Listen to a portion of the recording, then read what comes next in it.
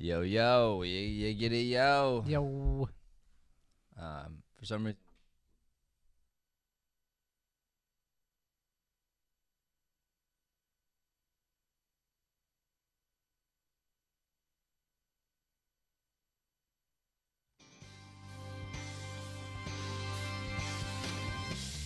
Welcome to Mornings with Matt, personal and professional development training that connects the art of acting with critical life skills and self-mastery. Presented by the Deering Acting Studio. Alrighty, and welcome to Mornings with Matt. Where's my applause? That should be applause. Like, every time I say Mornings with Matt, it should just be like, Good morning, boys. Brian and Joey are here. What's going down? Good morning, Matt. Why do you always hang off the fist bumps when I try to give them out on camera? Why do I what? Yeah, hold on. Go back to Hang the on. two-shot, Joey, because I want everyone to see this. I'm in the two-shot. Wait, Okay, hang on. Stay on the two-shot. Yeah, okay. What does a hang off mean? It means like you see me and then you just like don't give me We the did fist bump though. That camera's not on. We did fist bump together though. That camera's not on. That's the Zoom camera. Because that's the Zoom And camera. We're not It on does- Zoom. It doesn't stretch all the way to Sling to go as HDMI. It's really unfortunate. But you can see our knuckles in the two shot. You can't. That's, But now you know that you're doing it. So I don't you're- understand. I want to know what it is though. All right, so here's what it is. It's like this. Like, Joey goes for a fist bump, and then you go.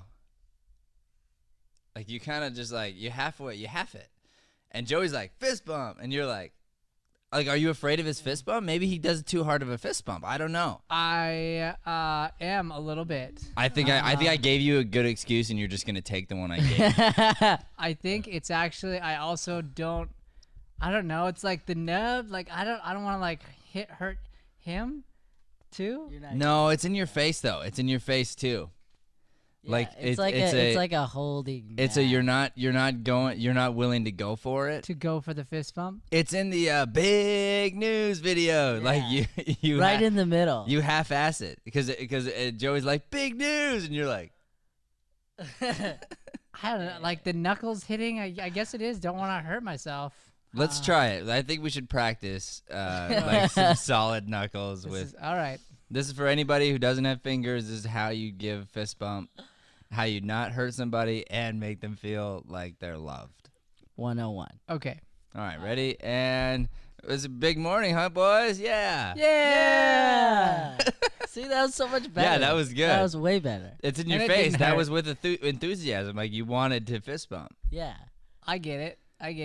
I was playing it safe for sure.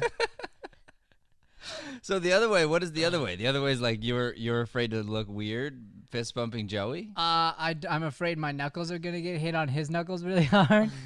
Probably. I guess thinking back, I used to play bloody knuckles way back in like high school. Now so we're getting back into maybe childhood. that's what it is. Maybe It's like childhood pain of I want my Brian's. knuckles to bleed. You're blushing so bad right now, Brian. Yeah. Yeah, I'm doing that thing. Yeah. So personal development. Huh? Well, I've just developed in my ability to do a fist bump, so that's good. Oh man. So one of the things I thought maybe we should talk about today is asking the right questions. I wrote a chapter in The Best Listener about curiosity, and I think a lot of times we get ourselves in trouble by not asking the right questions of each other and of ourselves. What do you guys think about that? I think I'm really bad at it. Okay. that Good answer. period. I'm really bad at it. Period. No, I mean it's just That was more of an exclamation point. you. Joe. Yeah, it was. I think I'm really bad. I'm really bad at it. Yes. Woo! Yeah. Fist bump. Fist bump. I think the excitement comes from that I think I'm getting better at it. I feel like I'm getting better at it. But you talked to Truman about this the other day. It's being like willing to take a moment to figure out how to frame the person. So how to ask the question right that does that. Sometimes I just want to ask that first question to just like not have to do the work, I think, in that second. Like I almost did it earlier. I was like, where is this cord or something this morning? I can't remember what it was. Or it was the key yesterday for the storage unit. I almost asked Joey, like, where's the key? And sometimes we'll do that with like a password. And it's like, no, just go look where you know it is first. And then if it's not in that spot, then go ask the person. So I was like in the middle of like, hey, where's the key? Let me go check the spot first. And then ask you if you know if there's another spot it might be. You know? Yeah, and then, well, that's a I almost asked Joey, like, where's the key? And sometimes we'll do that with like a password. And it's like, no, just go look where you know it is. or what's the password or something. And then he says, did you look in the drawer or something like that, right? Yeah. And he's sounds annoyed. That's when I think that's when the real questioning of self comes in, because it can be hard not to be reactive. So is it right that he did that to you? No, like he shouldn't necessarily do that to you. But let's say he does. That's when I think it's important for you to ask yourself the right questions. Why? Why is he getting reactive here, and how am I involved?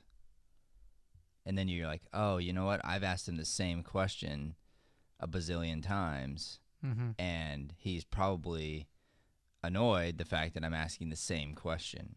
Yeah. So then how could I reframe my question so as to not be annoyed by him, or so as he's not annoyed by me, I guess is what I meant to say. And I think the answer to that would be to frame the truth and let him be your hero.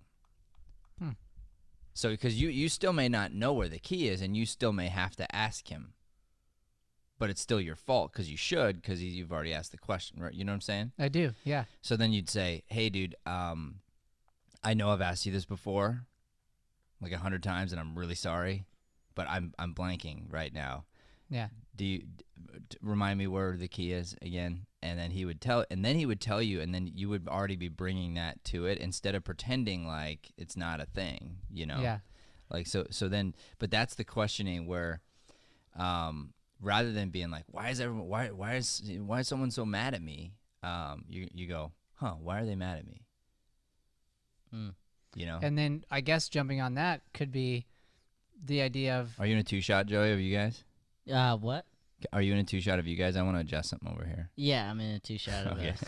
Yeah. Keep going. Stay there. there's also, I guess, the possibility of, yes, it could be me. What did I do to this person? But I guess there would also be some thought to possibly, maybe it's not me, right? Like, so maybe I didn't do anything to upset you right now. But in that same way, I notice, I like you said, notice that Joey's like, oh, Joey's in a little bit of a state, because normally he'd be like, yeah, no problem.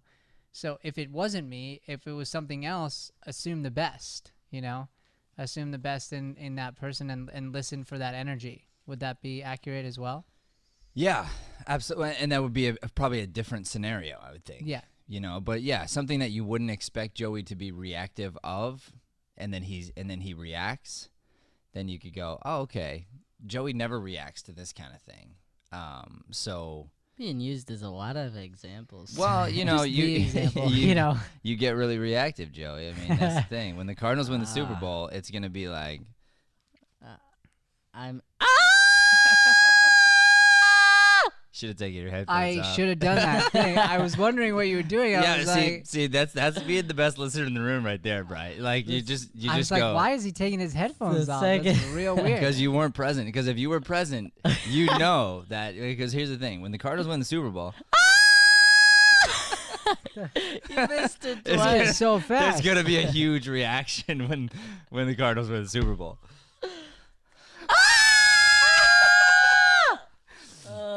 And Joey is willing to ruin his ears for that particular circumstance. But yeah, okay, so let's go back. So we're going back to this idea of asking the right questions. And when you're asking the right questions, you are making sure that you are respecting yourself, respecting the other person completely. And that's, I don't know. I guess I acknowledge that it's so hard. You get what I'm saying? Why you frozen? You're just staring I at was me. waiting for that next thing. Sorry. Brian's like, the camera can't come to me anyway, man. So just keep talking. I don't. It doesn't matter. I just want you to talk. Okay. Yeah. So my point is like, when we're under the fire, it's harder. Okay. Like when things are crazy. No, like when you're being blamed, when it tends to be your fault, when it seems like it's your fault and it's not. I see what you're saying. Yeah, that makes sense. You know, okay. What's that guy Jocko? What's his last name? Does anybody know? Willis? Jocko I Willis. don't think it's Willis. I'll look it up. Oh. There's Bruce Willis. Jocko Willis. I thought it was Jocko. Not like everybody who's like Jack. at A is named Willis. What you talking about, Willis? Joey Jocko Willis. Oh, that's actually not far off. Willing. I was gonna say. I thought it was Willink? Will something. Jocko's a better name than his last name. His last name's tough to say. Anyway, Willink? Willink. Either way, give me. You know what? I'll give you credit. You it was can take your close. teasing It was back close. because I take it was it back. very close. It was I was close. extremely close. all right. Tremendously close. The number one close. It's tough to be the number one close, but I get what you're saying. So anyway, this guy, he writes, he's a Navy SEAL, and I've read a few of his books, and I took our team through Navy SEAL training way back when, a couple years ago, and we've been in the grind of it ever since. And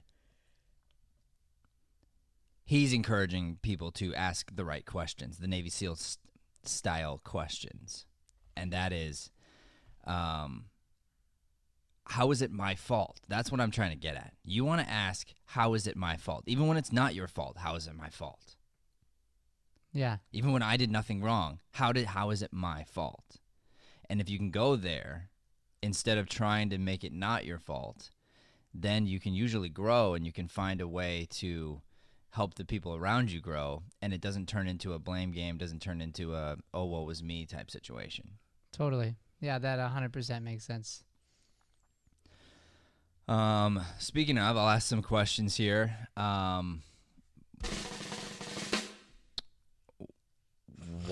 Here, let me just tell everybody here what my morning was like. So I wake up to a phone call from Joey. That's me. It's 6:30 in the morning. My show starts at 7. And we've been on this crazy schedule since Valleywood, because Valleywood's like a 24-hour deal, and I have not gotten on my schedule. But yet the truth is, so if I can say that, and I can go, oh, you know, it's because of Valleywood, and you're off on your schedule, and you know, and you took yesterday to be with friends, and it was exhausting, and you know, all this stuff, and then I could be blame game. But if I ask the right question is, why did you not get up at 3, Matt, the way you wanted to? Because I would rather be crushing it this morning. I'd rather have been able to overcome some things from this morning. I'd rather have been writing in my book. I'd rather have been, better prepared, etc. Why wasn't I? It turns out I didn't pack my bags yesterday. And if I look back on it, I go, you didn't do your routine. You didn't do the thing that you do when you go to bed that sets you up to wake up in the morning. So fail. Then I think, well, why is the show going then? Like, why are we being successful this morning? And that comes back to earlier habits. That comes back to good training, me working with Joey one-on-one and connecting one-on-one, and us building each other up and building up a trust among each other. You guys, I sat down here at this table, God bless you, at about 6:50, something like that. I sit down, I get an espresso put on the table, a bubble water, peanut butter waffles, beautifully made with fruit and syrup. I mean, it was so good. The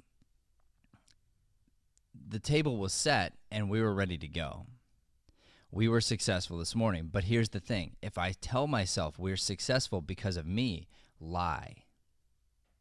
We're successful because of what I did 3 months ago, 6 months ago. That training made today successful.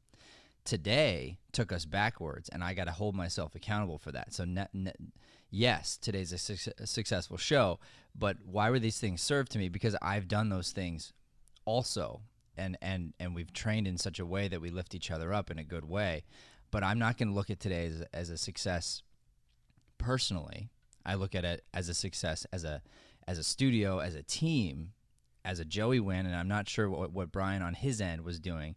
But on Joey's end, I know for sure he was crushing it, got the show ready, was prepared in so many ways to serve that lifted me up to a place where I could crush. So boom, like that's a win, and it's a win in the Joey column, and it's a win in the Joey column despite what Matt was bringing to the table. Now we think, okay, what if I was on my A game plus Joey being on his A game? What does that look like? And it's an even better show, and it's something where now we can really go exponentially higher, because we want to all be operating at the high level. We don't want to be continually counting on each other to lift each other up. We want to ideally all be at that highest place. So that's me now turning around and asking myself the right questions. I don't want to walk away from this and go, hey, it was a great show. Why was it a great show? Because you're awesome, because you did great. Like, oh, no, like you didn't. Like you were lifted up, and then you were able to perform because of your previous training, not because of necessarily what you did today. Yeah, that totally makes sense. I mean, this morning was also hard for me. I got up about 5:55, 6 o'clock, and Brian was just nudging me like, hey, bro, showtime. And then I asked him if he wanted to come in too, and he said yeah. So I made the waffles and got ready and came in about 6:15, which is not too bad, but it's later than usual. So I was already like holding myself accountable for that. And then I just waited, because honestly, I'm like, he'll show up, you know. And then I had to give you the call at 6:30, but Brian was a huge help for me this morning, because just to have that initial jolt of energy and somebody else right next to you going to the same place, getting ready for the same thing, like helped me this morning when I was dragging. So yeah. It was, and I felt that too, 100%. It didn't matter what position I ended up doing this morning and where it was going to be. The idea of both of us like sort of going in together, walking together, like there is 100% something to that, and I definitely felt that too. Yeah, for sure. So it sounds like our team in general needs a jolt of energy. Then because I like I said, I didn't know walking in. I didn't know where you guys were at. So I mean, I guess you were crushing it in one way, and then another way, dragging a little bit. Yeah. So we need at this point, we got to get our stuff together. We got to get back on some kind of a habitual sleep schedule and make sure that we're going next level. That's what it sounds like to me. Yeah, I'm tired. Are you tired right now? Yeah, pretty tired. Yeah, interesting. Because I am too, but it's funny. Like when I get more sleep or too much sleep, sometimes I get more tired in the morning than when I've and I think it's because I get potentially like more hours, but not more REM hours, where maybe I'm tossing and turning. Maybe if I wake up in a panic, or I just wake up in such a way that I'm not excited to crush the day, that my mindset starts in a different place. And when that happens, I feel groggy. Interesting. Yeah, I'm not sure what it was for me. For me it's just more of like I guess I haven't had my rehearsals in the morning, so that's kind of like a little bit of a shock / bummer sort of deal, because that was something I had got into the habit of. Okay, so let's deal with that right now on the show. Okay, here we go. So you had these rehearsals, which you no longer have now. Mm-hmm. So why don't you keep going without the partner? I don't know. I guess I mean, I don't have a good reason for it. Perfect. So let's start doing it, because here's the deal. That it was making you feel good. Yeah. You did the rehearsal, which made you feel like you were leveling you up. Mm-hmm. You know? For sure. So find find something to work on. You could even work on that scene, or you could be working on a monologue. You can find a new scene partner, whatever you want to do. But either way, you never want to use somebody else as an excuse for why you're not leveling up. Yeah. And it makes, to me, perfect sense that you would not be in as good of a mood because you're not walking in here already having progressed personally like you have been for the last couple months. Yeah, for sure. No, that makes a ton of sense. Yeah. That sounds awesome. How about you, Bri? I'm not quite sure where mine stands. I agree definitely with the sleep thing, where you can totally get 12 hours and then be still tired. And that wasn't the case last night, but that actually the other day, after Valleywood, that was the case. We went home and just crashed. And I remember you telling me you felt the same way. We had just gotten 12 hours caught up on sleep, which was needed. But then afterwards, you're like, why am I still tired? Yeah, for sure. Why is that still the case? And I think there is something to, you need to get your rest, but probably, and you got to listen to your body, but probably we could have just slept 8 of those and then rested our minds and that figured out other things to do that are restful, but not just sleep, Yeah. So that's what the sleep thing. And as far as last night goes, So what do you mean by restful? Restful in that okay, so Sunday is very restful for me in a lot of ways, going to church and just being in community in that way, and hanging out with friends and some of these other things, they're restful for me. They're things that relax my mind, they bring me joy, and they fill me up. They're outside of all of the other joys that I get from doing the work and doing these other things. And so that's a restful thing to me. Doing laundry, getting all the things that are prepping my week so that I'm not going to be stressed about it. I mean, in an ideal world, haven't done this in a bit, but preparing the meals for the week so you're not stressed out about it. I know I didn't do that for Valleywood, and so then I've been crushing on just all this health stuff, and then during Valleywood week, it was give me some goldfish, Give me some goldfish. because there wasn't that planning. So that, I think, can be restful versus just sleeping. Does that make sense? Yeah. So and I'm in complete agreement there. So then the idea being, you're almost using this rest time as a time to get ahead on everything else, which is a relaxing thing. Mm-hmm. It is something that alleviates the mind and relieves stress. Yeah. I gave Kylie Gilbride a to-do yesterday. Did she ever report back to us, Joey? Do you know? I'm not sure. I remember she tagged you guys at the beginning of the day, talking about how she was finding a monologue. Oh man, if she hasn't tagged us, dude, it's dude. Wait. I got 9. Hold up. Here we go. I got something. Here we go. I haven't found the perfect monologue yet, but That's working. the one I was talking about, yeah. Oh, okay. First step. Okay, no. So she did not tag us again. She needs to do that.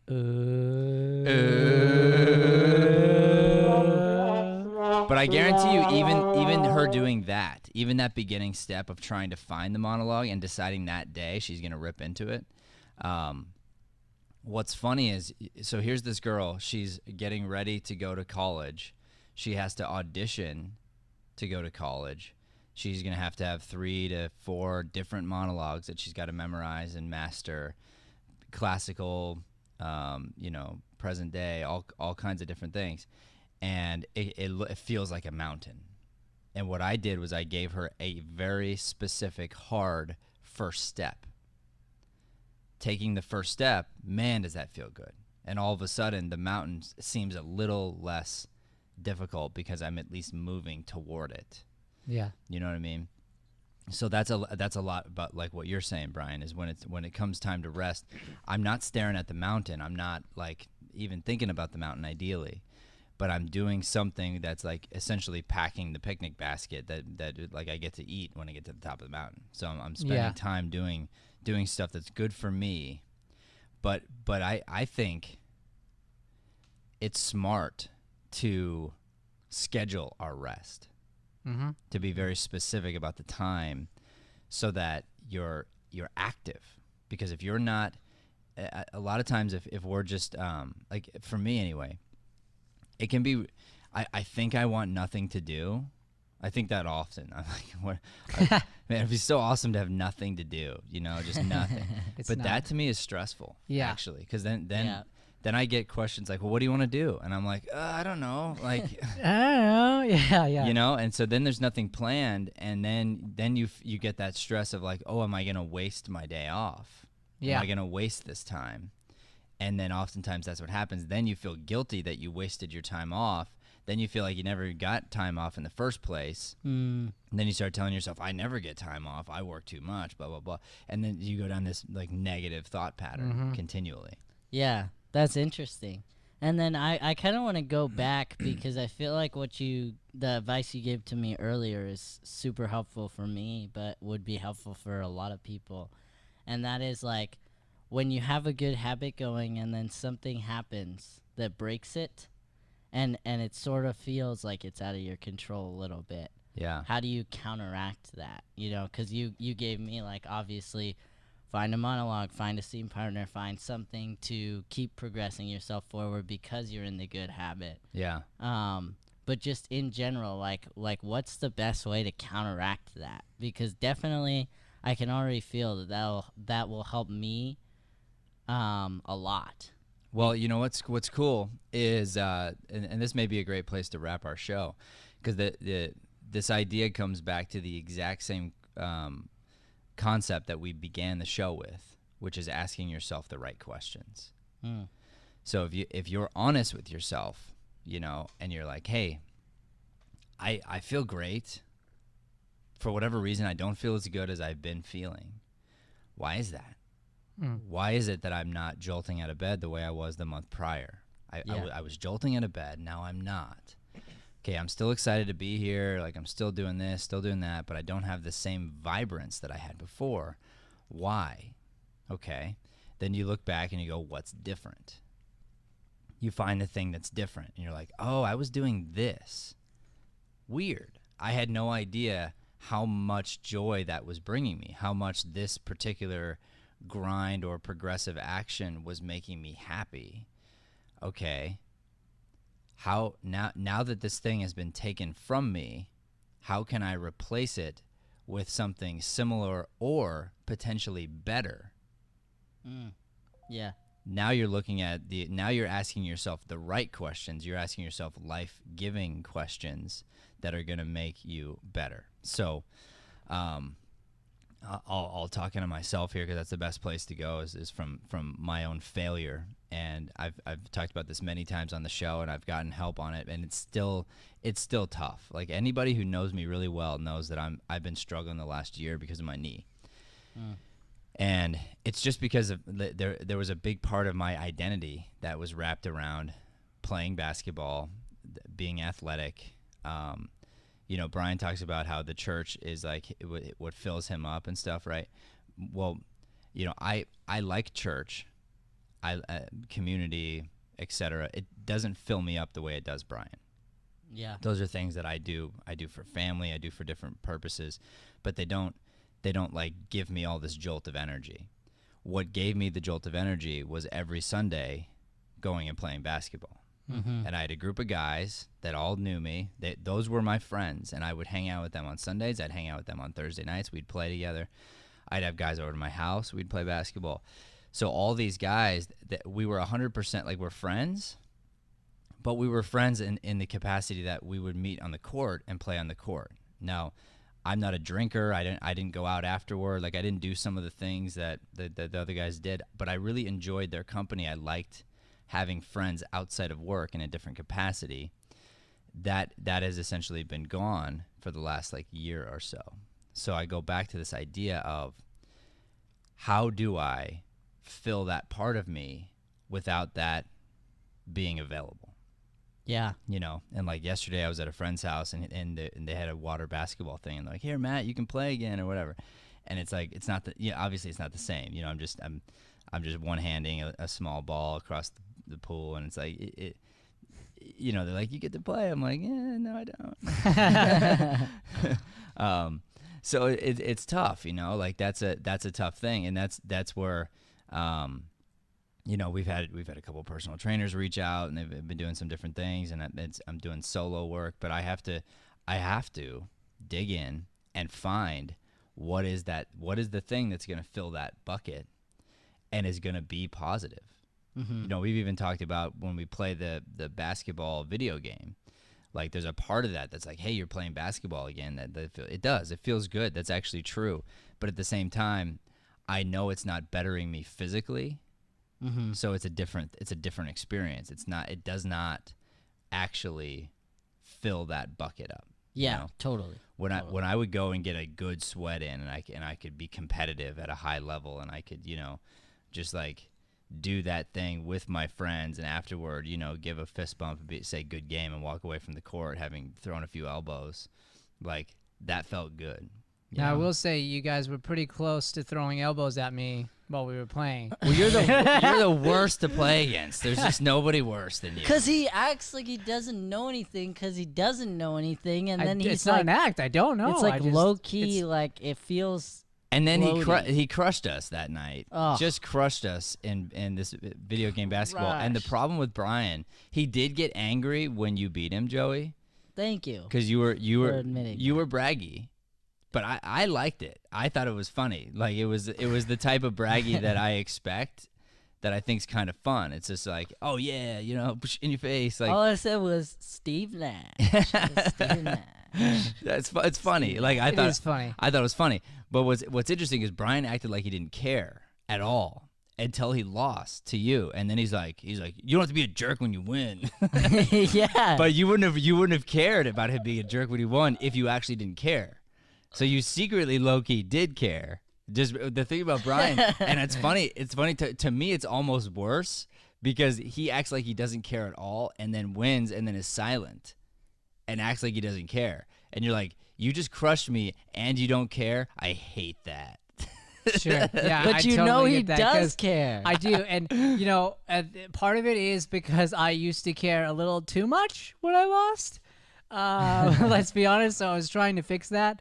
And so I just need to come backwards a little and meet it in the middle. Because I'm talking like, Joey, throwing the controller like yeah, anger. there's like, a reason that there's a reason that I got jammed. silent. There's a reason, you know, that happened. So it's just gotta meet in the middle now. Yeah, like I remember back in the day, just when I was playing ball, I hated it when I would beat somebody and they didn't care. I hated that. Like I wanted them to be disappointed that they lost, because that means they gave their all and I beat them at their best. Sure. If they were like, if I won and they were like, yeah, well, I didn't really care anyway, then you're like, okay, I'm never playing you again, ever. It's not fun for me, you know. The same way it's not really fun to beat someone that you're much better at, you know. And that's why in these video games they'll give you things that can make one person better than the other. You know, they give you the Madden rules where they change how good you are or All whatever. pro, yeah. Because truthfully, if Joey's exponentially better than me at football, which he is, it's not fun for him eventually to just keep beating me by 75 points. Right. You know? Well, No, really. I mean, maybe it's fun against the computer, but against another person, like, wouldn't you rather have it be competitive and then you beat somebody who's close to your level? Like, it's more fun. yeah, that's true. That's true. I mean, I do enjoy slapping Brian 28-7 with. Of course, that's fun. But what I'm saying is, when it's a close game, Joey, what's more fun? The close game where there's like, you know, like, I don't know, 30 seconds left and you're down and you got the ball, the pressure's on, and you drive down and you win the game at the end. Like, that's more fun. You've beat me in overtime multiple times. And you're telling me you don't enjoy that one more? Oh, I do, for Yeah. sure. It's as long as I win, it really doesn't matter.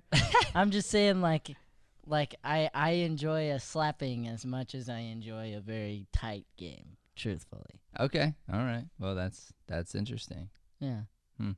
But not you're right. If it was a continual Continual yeah, slapping. I win every time by 75 points, then it would get boring. Put it this way. There's a reason why you would want to play my son or my daughter for fun, for fake, and then play against me So you get actual competition. That's what I'm talking Yes. about. Yeah, that's Because you could just slap, you know, a kid who doesn't really know how to play, and you could beat him by 75 points. That's not really fun. Am I right? No, not at all. That's what I'm saying. That's Yeah. that's my point. Yeah.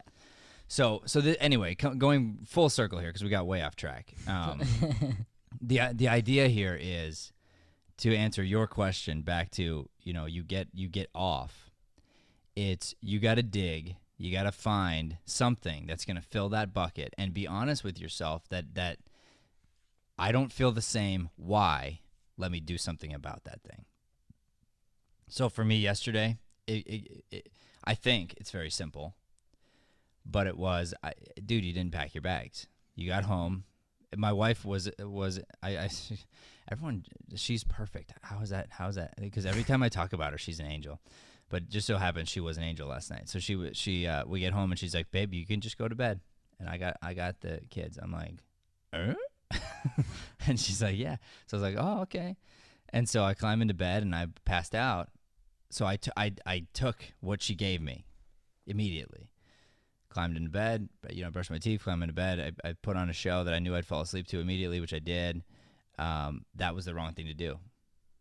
Putting on the show was probably the mistake, but even if without the show, like I didn't do the routine. I didn't tell my brain what time to wake up. Yeah. So alarm or no alarm, like throw that out the window. If I was like, dude, you got to get up for this time because you got this why, because your life is going to take off without you, blah, blah, blah, blah, blah, and I go down the path, I would have been up, and I'd have been up with energy. So then I got to go, boom, okay, fix that thing immediately. Don't let that happen again. You know, make up for it in some way today. Those types of little things will then I also even like giving myself tiny punishments.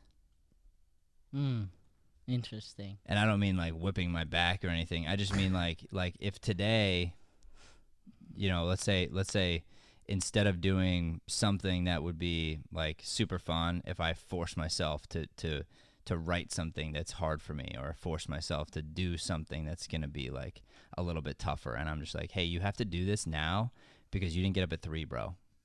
So like that's on you. Oh. And now it's up to you. Are you going to get up at 3 tomorrow, or are we going to have to punish you again? I like that a lot. Yeah, that's cool. All right, so we're going to wrap up the show here. Please do not forget to like and subscribe to this channel. It means a lot to us. You can help us spread this light-driven content. And to wrap up the show here, you want to be asking yourself the right questions when it comes to other people and yourself. Asking the right questions is going to help set you up for success. Thanks for listening to Mornings with Matt. Please like, subscribe, and follow us at Deering Acting Studio to keep up with the latest content. For more information on classes, private lessons, or professional development coaching, visit www.deeringstudio.com. Have a Deering day, everyone.